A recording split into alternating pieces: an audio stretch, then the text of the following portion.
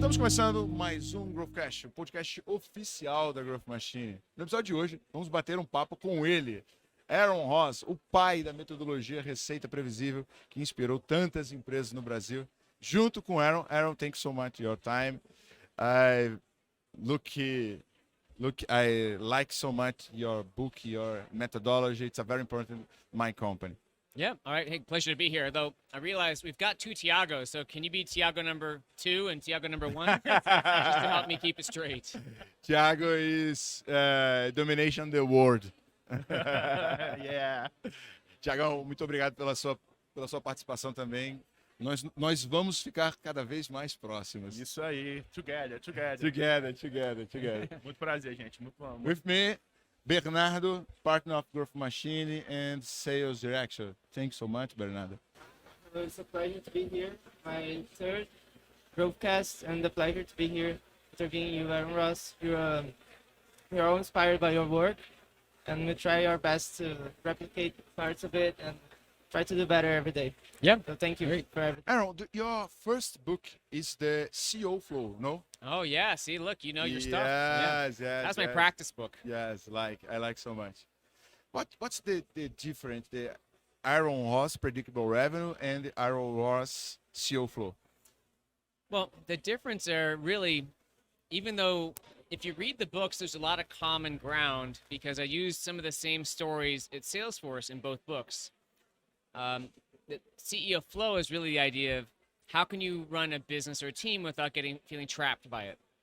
How can you empower your people to be more autonomous and to bring their ideas and to not feel like you have to micromanage them all the time? Every executive or every business owner, we don't want to have to tell people what to do all the time. Like, that's just more work. Yes. Ideally, we have people who can come and tell us what they've done. So that was the idea between CEO Flow. And predictable revenue is really about how do you create predictable revenue in sales. Yes. One of the stories in there is about empowering your team, but there's a lot more about what the outcome was really money or consistent money, and the outcome of CEO Flow is more emotional or time freedom. Yes, and empowerment of people. Yes. You like it. Your style of management, you use it a lot. My Oh team my is God. young, so it tends to be harder. How old are you? 24. Yeah, that's I have two kids. They're oldest. They're 24. So Yes. So it's a little bit hard. How to many do it. children do you have? we have 10. 10. Wow. Yeah, half are adopted. 10 kids, dogs. We have 5 dogs, a cat, and 7 horses. Wow. And a future we'll get a rabbit too. Yeah, we're moving to a kind of we call it a farm, but more of an outdoor yoga retreat ranch in Western Scotland soon. Great. Gotta get back to nature, man. I'm sick of these screens and cities. I'm old enough. Great. I feel I have 5 dogs also. I love my dogs and I love the country. I have a small country home. No, don't have dogs. Do you have a lot of Yeah, I horse? have horses too. Yeah. Okay. Great horse. Yeah. Love animals. But a question I have is, you said about micromanaging, and I said that my team is young. Do you have any tips to like lead my team without having to micromanage them because they are young and they tend to be, too foregoing? Yeah, exactly. Well, they also have lots of great ideas that aren't going to work because they have, they're inexperienced, like I was. I mean, honestly, the CEO Flow book was based on experience, but lots of theory, like things I know will work. And so it's possible someday I'll go back and write like the real version of that book based a lot more on case studies and experience that I've done. But with young people, I don't know. Like, I'm just thinking, all you can do is, there's never a recipe. Just trying to get, trying to fit people to have the right person with the right job, because if someone's not succeeding, as long as they mean well, right? If they're trying, because some people are just not a good, not that they're not a good person, they're just not a good fit for the business. They shouldn't be in that business. They should go back to anything else. But as long as they want to be there and they're trying, if they're not working out, maybe they're in the wrong job. Or maybe they have the wrong schedule. Like, there's so many things that they're still finding out to find their flow with work. period. And I find a lot of young people, especially coming out of college, like I was, don't really know how businesses work. They have some sense of like a job, but they don't know like what managers really are like and how that fits with like a corporate structure. And there's a lot of, it's easy to have ideals like, oh man, everyone should just like decide what to do themselves and we'll just kind of work together, kind of like communism. Sounds great in principle, but in practice, it's really hard to do because we're just not used to it. So I think you're just trying to say, all right, what are the talents and interests of what we have? How do we best align them to what the company needs? And just do a lot of coaching and learning along the way. Yeah, there's no magic recipe there. Yes, it's a very, very, very big challenge. But returning to started the methodology predictable revenue. What's the first day do you develop in Salesforce? No. Salesforce back in years ago. Well, the thing is, it starts before Salesforce because one of the advantages I had going to Salesforce is that I had sold. Yes. I've been an entrepreneur. I'd had a sales job in like the school newspaper. I sold ads. I've had a painting business, and so I'd sold painting, but I'd never really thought of sales, right? It was just, I don't know. It never really occurred to me that would be, like I hadn't been a salesperson. I had been a person an entrepreneur who had sold.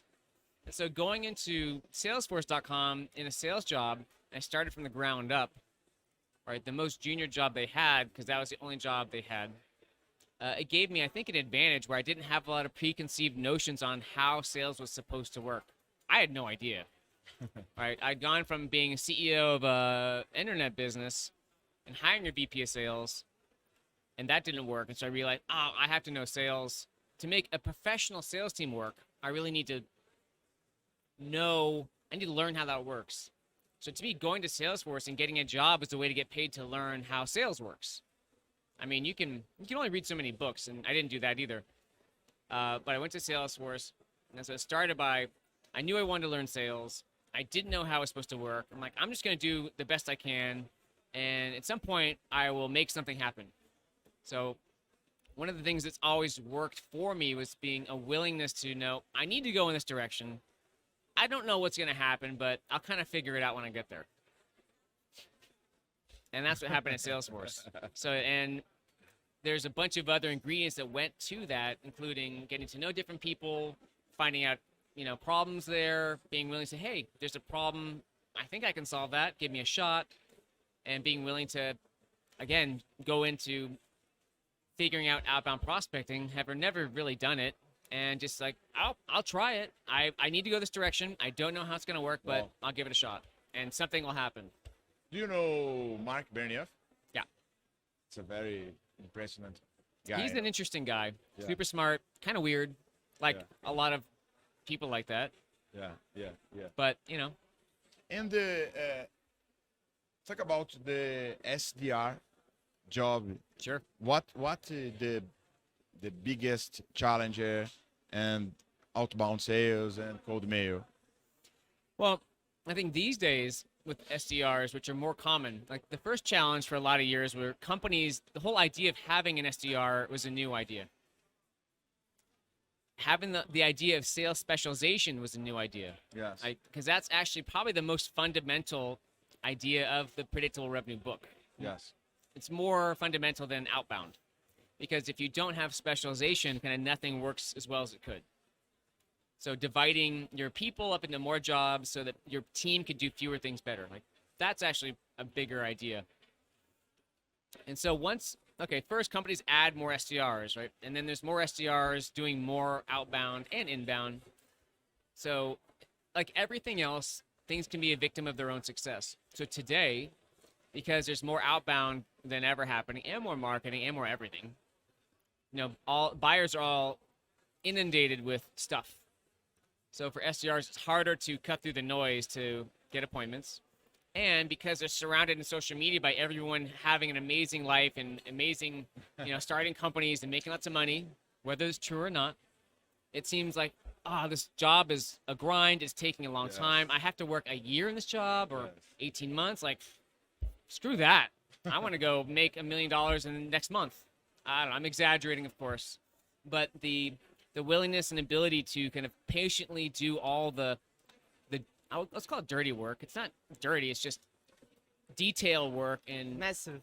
yeah, it's like it can get boring, but to Yes, master very it, boring. yeah, but to master it or get really good, it's like a lot of things. It needs a lot of that boring work. That becomes harder. So everyone struggles. So I think with recruiting, retention, and motivation. Yes. Especially when you have virtual teams, and for like a young person, if it's a young person at home on a laptop, I mean, You have the motivation strategy, your virtual team. motivation. I think again, there's never like a single thing, but what I find too often is that managers often, it's more likely to be older managers, but tend to treat their people like, not people, right? Resources, Yes. like transactions. I just need you to get your results done so that I can get my things. I don't really care about you as a person. I care about what you're doing for me. That's just how awesome people are. It's not just sales, right? It's executives, it's relationships. So if you're an employee as an SDR, the more kind of menial the job or boring, the less you get out of the job itself, the more it depends on, do you feel supported and appreciated by the people around you and by your manager? Do you feel like your manager in the States, has your back? That they're trying to help you succeed, that they're actually supporting you, they care about you, or not. And so a lot of motivation can be just does my manager, do I feel like they care about me and are helping me succeed? Do I like the people I work with? Do I know what I need to do? Can I make enough money at this? Am I learning something? That's another challenge with the SDR job, is it's easy to go a few months and then you feel like, I'm not really learning anything. And so is this, in the short term, if I'm not learning, it's okay if I can see this is going to lead to career progression, Yes. right? So these compensation's important, but a lot of it's the emotional motivation of, am I getting an investment out of this? So the learning, appreciation, connection, all those things Yes. feed into motivation. Bernardo is have a very good strategy, Yeah. both with alcohol. Yeah, when So, tell. we achieve our goals, we throw parties, so we rent boats and take everyone out at the It's a very- trip Yeah, and have a good with time, have some alcohol fun. and food and all. I mean, if you can't make the job itself fun, you might as well make other parts of the job fun. I mean, Yeah. that's important. No, but people, they have fun during the job also. We have the last day of the month. We tend to like. I make all don't fuss remember about it. everything about this day, but it's a very good day. Well, it's tricky, yeah, because older people, it's easy to forget that fun is important. Like, Yeah, no, 'cause it's- otherwise you lose your energy, you lose your vitality, you lose your connection with others. It's not an expense; it's an investment to have fun. Yeah, I tend to say that our commercial area, it's chaotic. It's pure chaos. When they're not calling someone, they are like firing Nerf guns and throwing basketballs and doing everything just to keep the energy on top.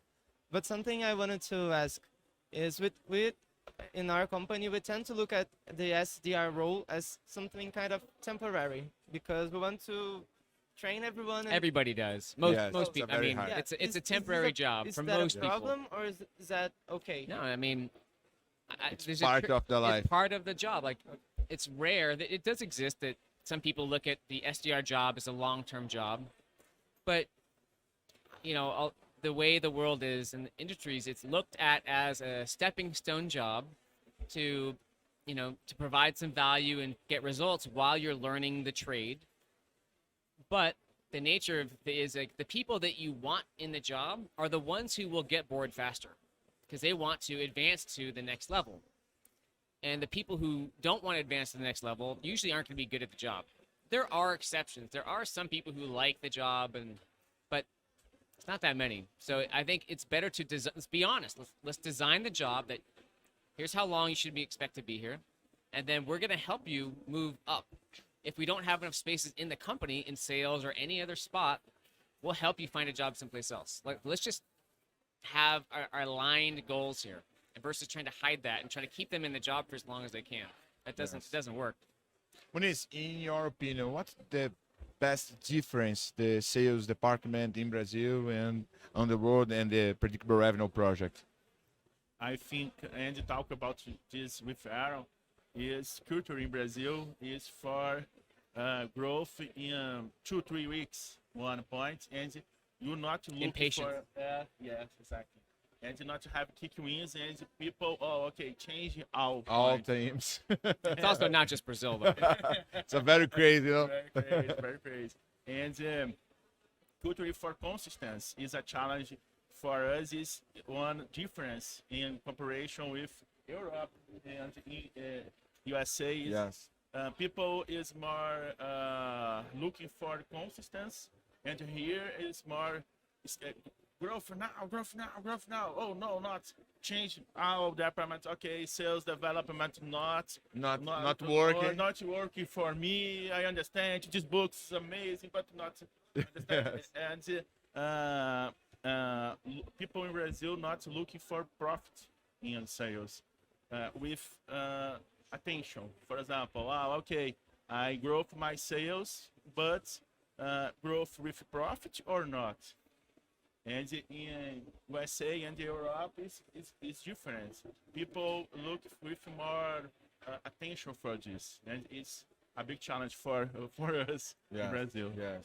I actually have a question about other things, such as we tend to see the SDR role and all the outbound going perfectly well on more modern business like SaaS and software and everything, and we deal with a lot of companies from old school markets, so industries and all. Yes.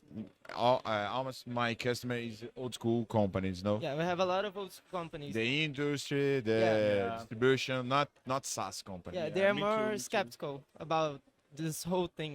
What would you tell them about the whole outbound process if they were listening It's to possible use the predictable revenue old school company or not. Yeah, well, old school companies can use the process to go get appointments and meetings, but again, a lot of it depends on the experience and mindset of the executives, right? Because a lot of them, Yeah, but you know, Yep. because a lot of Chapter them, book. Yes. yeah, because they think, oh, okay, if I hire this, either if I build the team myself or if I hire someone else to do it for me, I want results in 3 months or 2 months. Like, where is my money going? And the reality is, it can take, again, depending on a lot of factors, it could take 6 months to get it working in a quality way, or 12 months for revenue. Like if you're selling more enterprise sales, it's going to take even longer. So it's just having the right expectations on time frame is really hard, I think, for people who don't have some experience in this and who want faster results. They just don't have the right expectations for it. I believe in Brazil have a big difference. I don't know in USA, but in Brazil, manufacturer use the A lot of channel partners. General practice. not bit different. It's a people. It's not a company. Yeah, no? agents. Yes, Yeah, agents. agents. Yes, and it's very common. Pay off the revenue, not pay. But not compensation is for job, not Yes. one. It's all commission. Yes, exactly. yes, Exactly. And have the second problem is manufacturer is the commodity product. No, don't have the biggest argument. Can you say And not looking for different competitive direction? exactly. And I think one talk me and Aaron for development method in Brazil Yes. is customer success.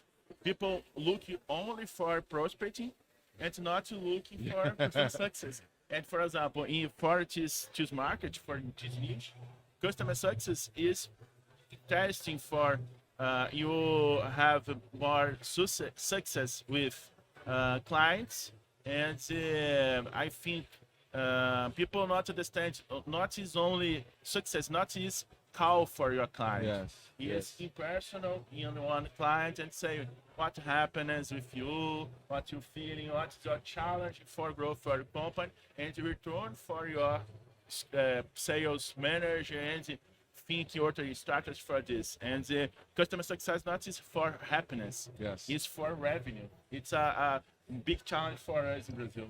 Yes. Yeah, well, and also because if you're in a commoditized market, whether it's manufacturing or even like services or software, or the deal set, like if You you're have a customer in commoditized, USA, if the it, manufacturer. yeah, I mean, outbound's just not usually a good fit, or if the deal sizes are too small, or yeah, there's a lot of reasons, or even services companies where your offering is too general. There's lots of reasons why outbound is not a good fit. It's not a good fit for everybody. Yeah, for example, in SaaS a niche, you have two tools with price, benefits. It's more easy, Yeah, and simple. what's the challenge? Challenge in sales machine is more strategy for these companies. You talk with products. You talk A lot with of market. product. For you looking for making one message for one differential of your company in cooperation others in your industry. For example, us have clients of industry, and the challenge is this: not is price, not is compensation, is what you look for one message and the client listening you, not is noise. It's a big challenge for us. Yes.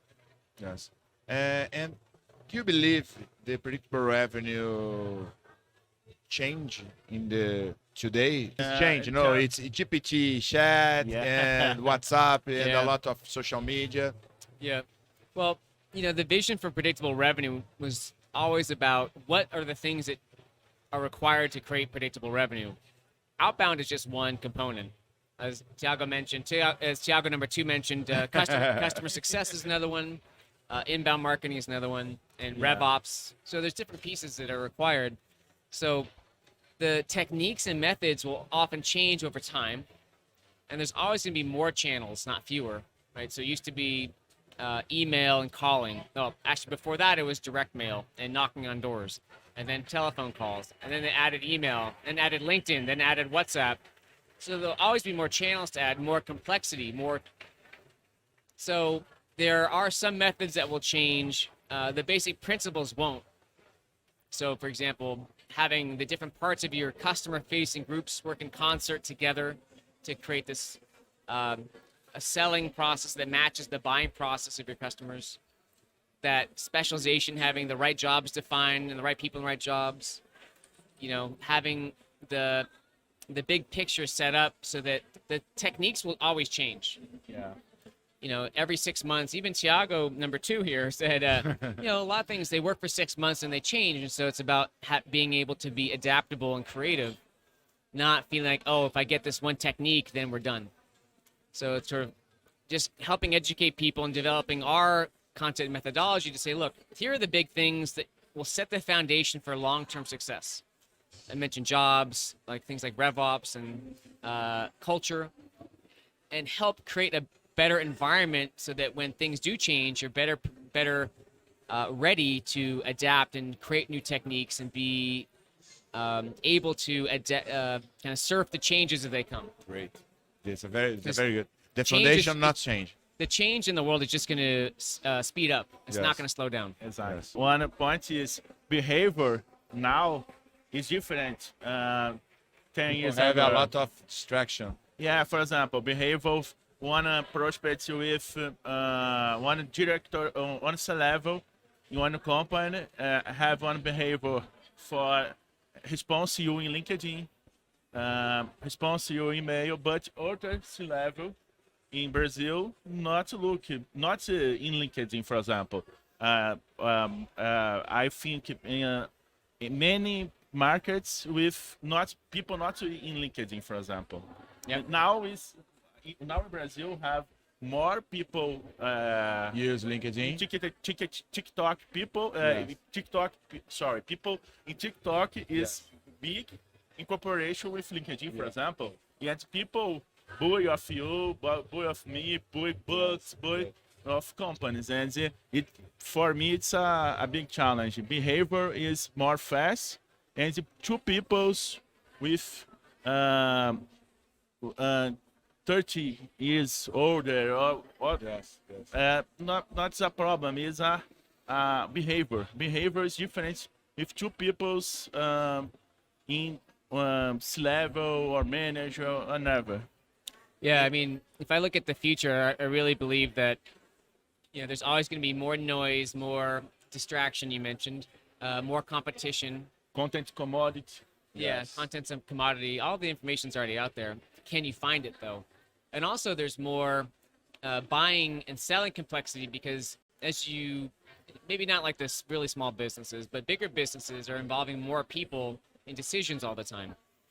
So for the future, to me, while outbound and inbound and everything is important, kind of customer success as a driver for word of mouth I believe too. is really the thing that will help create like the biggest impact on growth. Yes. And you believe the cold call is the most No, important that was- question? Okay. Well, look, in the original predictable revenue book, yeah, I said cold calling is dead, but I was being a bit dramatic, right? Because even I'd done certain types of cold calls, and I do know people who make cold calling work today, at least in the United States. And so it's always getting a bit harder. Like every channel gets a bit harder every year, but people adapt, and it's not dead now, and probably never will be. Just like emailing is not dead, cold email isn't dead, cold calling is not actually dead. SDR is dead. Oh, SDRs will be replaced. Well, some of them will, but a lot won't. ChatGPT not substitute the SDR guys. I mean, we talk about AI as being kind of like electricity. It's going to be in everything in some way, shape, or form. Like, do you really care when you turn the lights on how it works? So software and everything else, it'll just work with AI. There'll still be SDRs doing inbound, outbound prospecting, all forms of prospecting using AI tools. The jobs will change, but so every place, a lot of the mundane stuff hopefully will be able to be automated by AI, but it won't kill the SDR job. It'll just it'll evolve it. AI in the move kill humanity, the like Matrix. I think, for example, you remember one day, 10 or 20 years ago, one software of IBM game with one Yes, guy. the check. Check, Yeah. exactly. And after when IA not say in Twitter, I'm amazing, I win this guy, not to have expression, and IA not copy this. Copy paste is easy, but not is a challenge. It's a big challenge for us in culture for business in Brazil. Is on a tool, not is a highway for your growth one company. Is one tool, internet development and other things. It's tool, but not is a challenge. Not is a highway. Is a tool. Only tool. Of course, only one big challenge for culture. Yeah. Of course, but I do think not is a all for this. Yeah, well, AI, just like everything else, will help accelerate the pace of change in the world. Again, change is not going to slow down. It'll always connectivity will just accelerate. There'll be more chaos in the future, not less. There'll be more. So it's really for everyone in any job, because no one's ever like safe. It's just a time frame, right? So, 50 years ago, people could be safe for 10 years, but then stuff changes, and then 20 years ago, maybe they could be safe for 5 years before things change. And now you might be able to have, and by safe, I mean things might stay relatively the same for, just like a year before things change. So you're never perfectly safe. It's just how long does your stuff work before there's some change you need to adapt. So for people, whether you're CEOs or SDRs, it's really knowing, look, whatever I'm going to, I don't know what's going to happen in 5 or 10 years. It'll be very different. AI actually will change a lot of things in 5 or 10 years. There's no way to prepare other than kind of be ready for whenever something changes.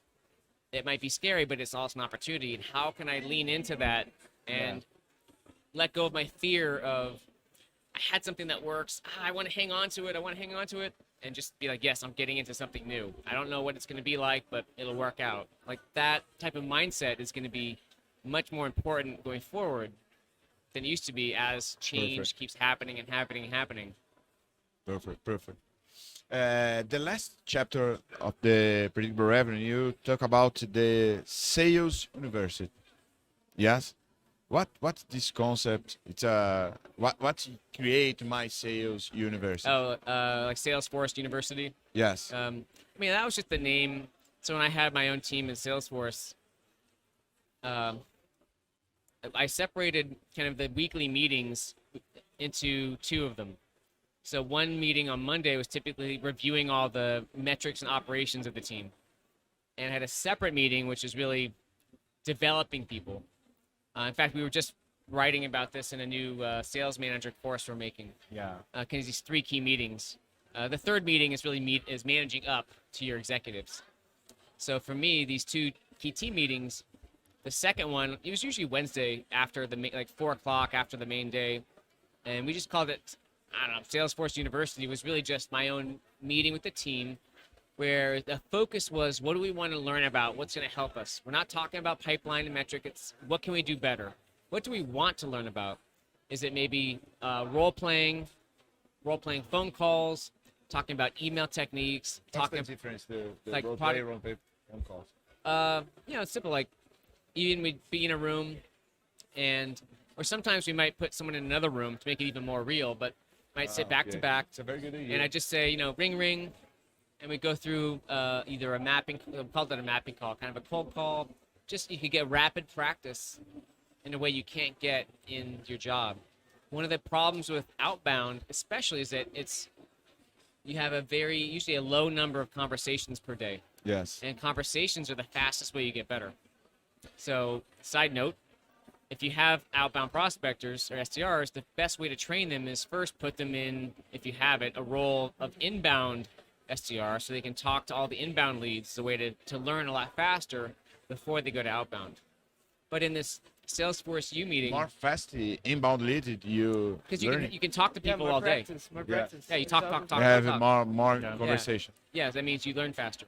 Okay. So in Salesforce University, I actually, and in the book, I wrote about, I don't remember this moment, but I had the team kind of run most of it. So every week, a different person would be like the leader of that Yes. call.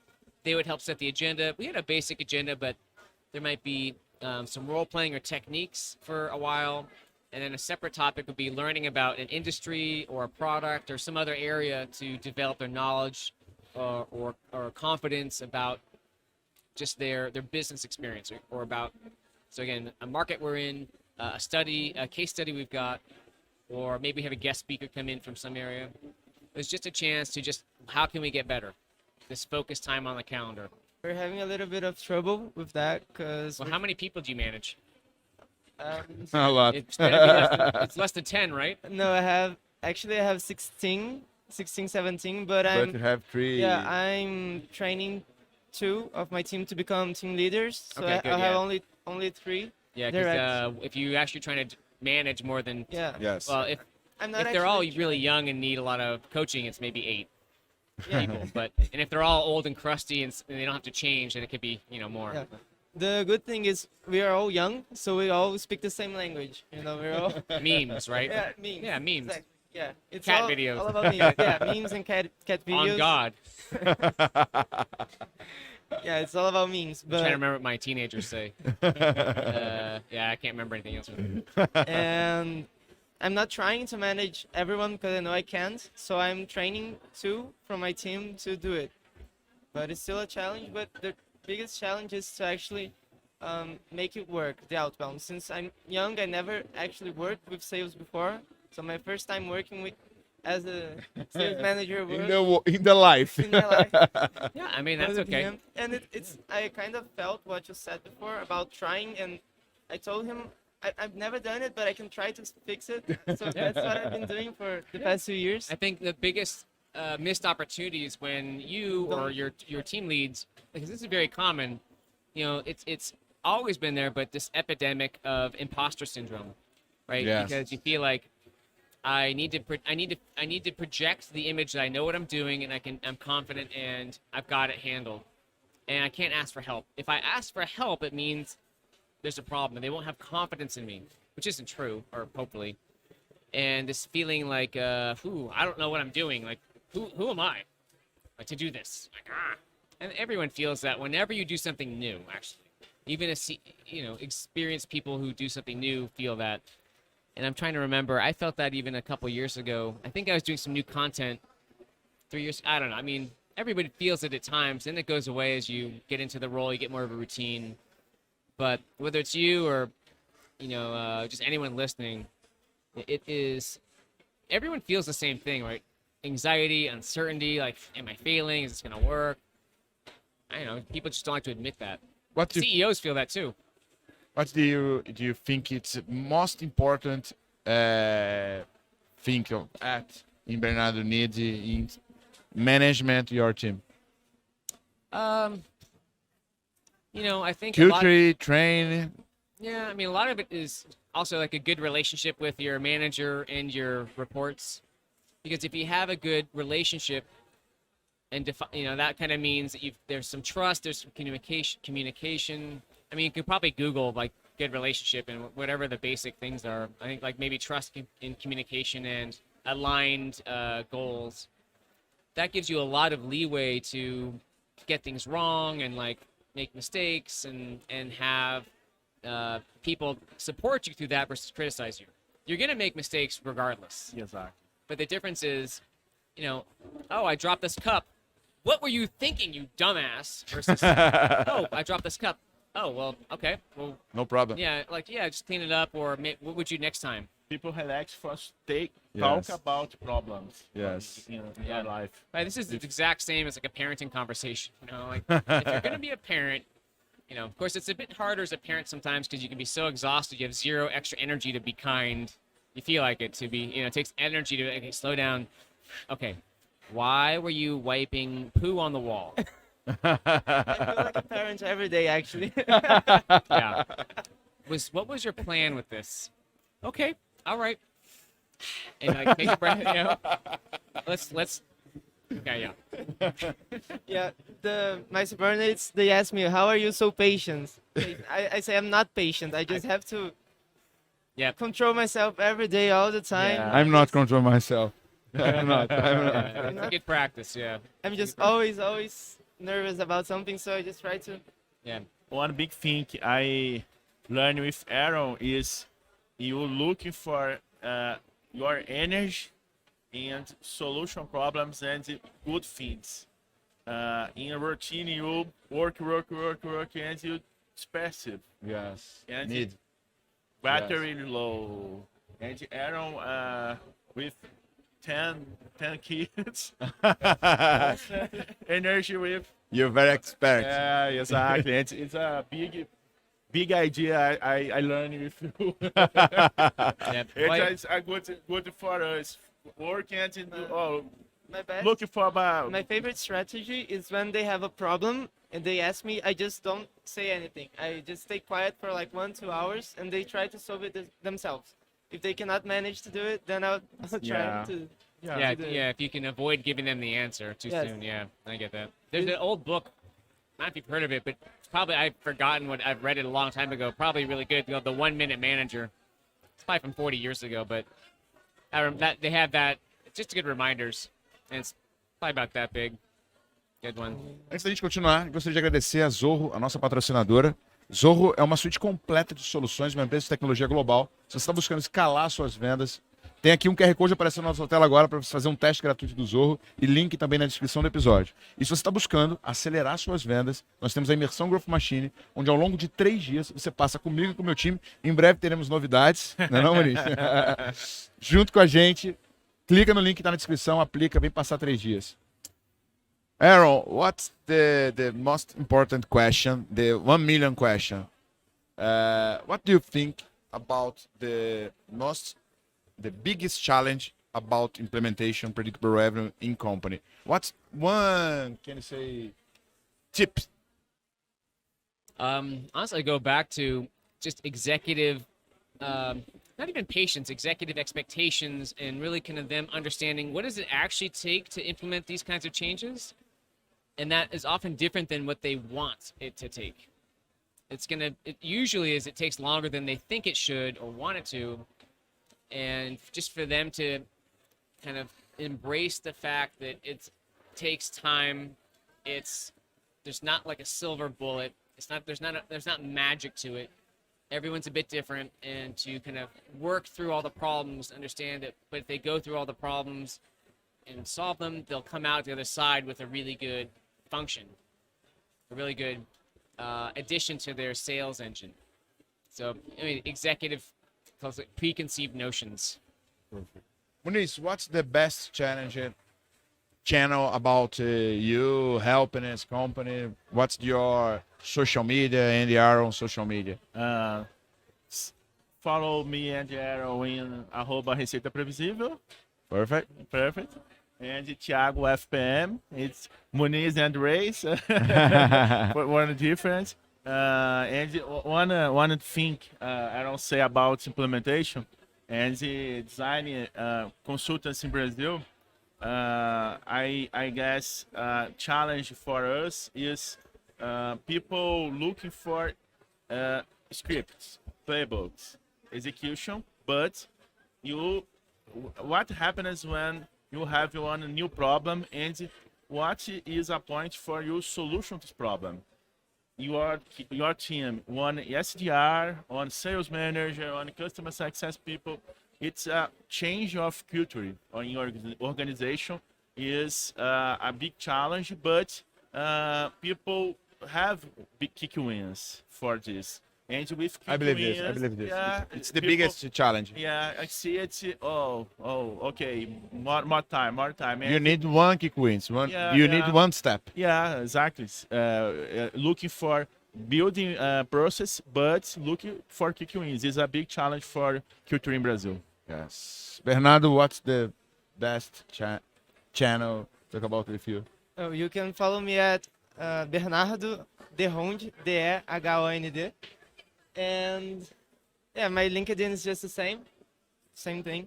Okay. Aaron, thank you so much. Yeah, It's thank a you. very good yes.